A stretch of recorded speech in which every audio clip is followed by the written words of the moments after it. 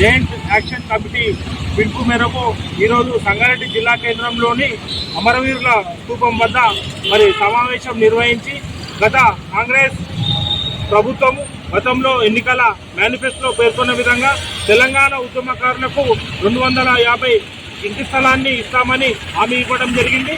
మరి తెలంగాణలో కాంగ్రెస్ ప్రభుత్వం వచ్చి దాదాపు సంవత్సరం దగ్గరికి వస్తున్నా ఇప్పటి వరకు మరి అమలు కాలేదు.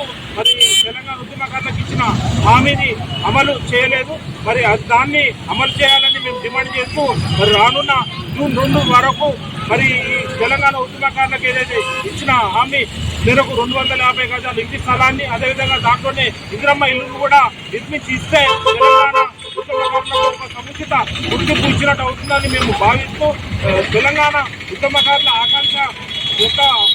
ఆకాంక్షలను గౌరవించాలని తెలంగాణ ప్రభుత్వాన్ని ముఖ్యమంత్రి రేవంత్ రెడ్డి గారిని తెలంగాణ జేఏసీ పక్షాన మరి డిమాండ్ చేస్తున్నాం. ఎందుకంటే తెలంగాణ ఉద్యమంలో తప్పండ వర్ణాలు సకల జనుల సమ్మెలో పాల్గొని ఉద్యోగ కార్మిక కర్షక మరి కులవృత్తులు ఎంతో మంది మరి ఈ ఉద్యమం పాల్గొని మరి ఎంతో మరి ఆస్తి నష్టం అదేవిధంగా మరి ఉద్యోగ ఉపాధిలో కూడా నష్టం త్యాగాలు చేసింది. కాబట్టి మనందరికీ సముచిత న్యాయం చేయాలి. తెలంగాణ ఉద్యమకారులు వందల సంఖ్యలో మరి సంగారెడ్డి జిల్లాలో ఉన్నారు కాబట్టి మనందరికీ న్యాయం చేయాలి.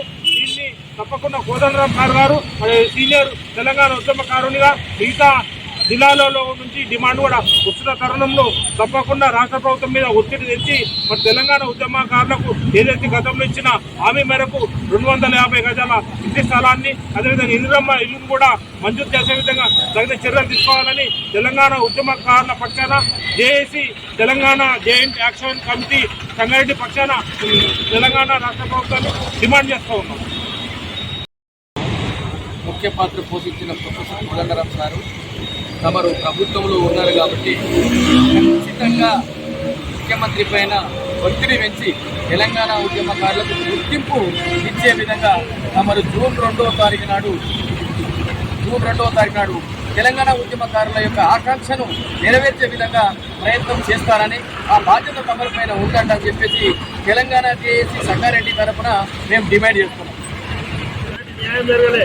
ఇప్పుడు 420 హామీలు కాంగ్రెస్ ప్రభుత్వము ఏర్పరచుకుంది. ఆ 420లో ఇది ప్రత్యేకమైనటువంటిగా ఉన్నటువంటి హామీగా 250 గజాల ఇంటి స్థలము.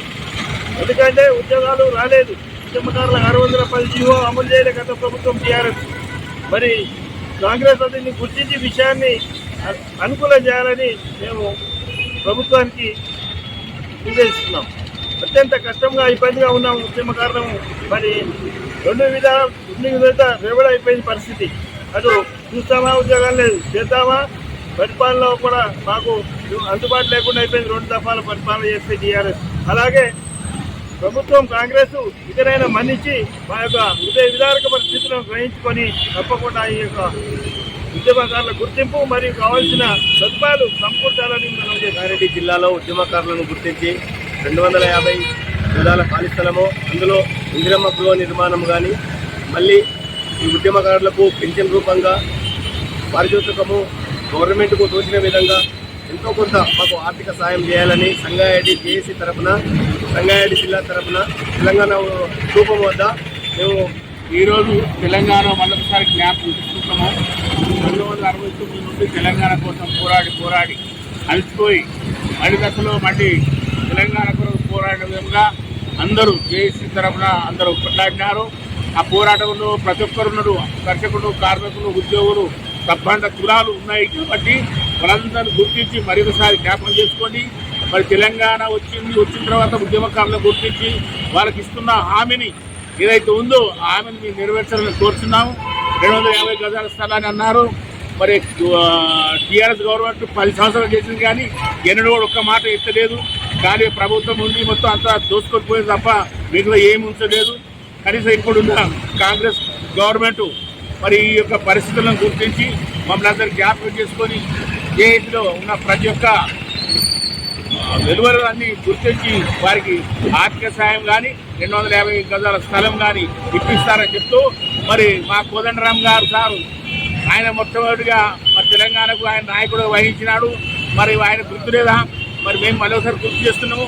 సారు మరొకసారి జ్ఞాపకం చేసుకొని మరి ముఖ్యమంత్రి గారికి జ్ఞాపకం చేసి మా విషయంలో నా తండ్రి అందరికీ మొత్తం మీరు మా యొక్క ఆలోచనని మా యొక్క ఆశలన్నీ నెరవేరుస్తారని సీఎం గారికి చెప్తారని ఆశిస్తూ ఇస్తారని కూడా ఆశిస్తున్నాం. అందుకు బట్టి మీకు మరొకసారి ధన్యవాదాలు చెప్తున్నాం. Thank you. జై తెలంగాణ, జై తెలంగాణ, జై తెలంగాణ.